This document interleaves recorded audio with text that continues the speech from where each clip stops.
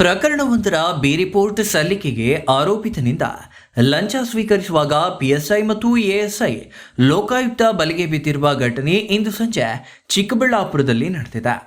ಚಿಕ್ಕಬಳ್ಳಾಪುರ ಗ್ರಾಮಾಂತರ ಪೊಲೀಸ್ ಠಾಣೆ ಪಿಎಸ್ಐ ಶರಣಪ್ಪ ಹಾಗೂ ಎಎಸ್ಐ ವೆಂಕಟೇಶ್ ಲೋಕಾಯುಕ್ತ ಬಲೆಗೆ ಬಿದ್ದ ಪೊಲೀಸ್ ಅಧಿಕಾರಿಗಳಾಗಿದ್ದು, ಪ್ರಕರಣವೊಂದರ ಬಿ ರಿಪೋರ್ಟ್ ಸಲ್ಲಿಸಲು ಲಂಚ ಸ್ವೀಕರಿಸುವಾಗ ದಾಳಿ ನಡೆಸಿದ ಲೋಕ ಪೊಲೀಸರು ಉಭಯರನ್ನು ವಶಕ್ಕೆ ಪಡೆದಿದ್ದಾರೆ. ಚಿಕ್ಕಬಳ್ಳಾಪುರ ತಾಲೂಕಿನ ಮೋಟ್ಲೂರು ಗ್ರಾಮದ ರಘು ಎಂಬಾತನಿಂದ ಪ್ರಕರಣದ ಬಿ ರಿಪೋರ್ಟ್ ಸಲ್ಲಿಕೆಗೆ 1 ಲಕ್ಷ ಲಂಚಕ್ಕೆ ಬೇಡಿಕೆ ಇಟ್ಟಿದ್ದು, ಲಂಚದ ಮುಂಗಡ ಹಣ 70,000 ರೂಪಾಯಿ ನೀಡುವಾಗ ಲೋಕಾಯುಕ್ತ ಅಧಿಕಾರಿಗಳು ದಾಳಿ ಮಾಡಿ ಪಿಎಸ್ಐ ಮತ್ತು ಎಎಸ್ಐ ಅವರನ್ನ ವಶಕ್ಕೆ ಪಡೆದಿದ್ದಾರೆ.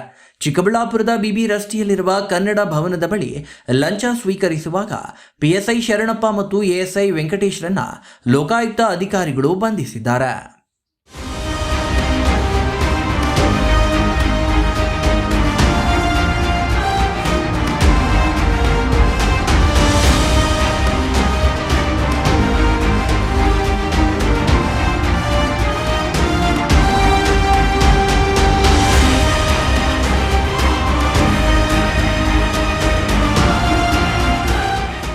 Thoudanahalli Ramesh, CTV news, Chikkaballapur.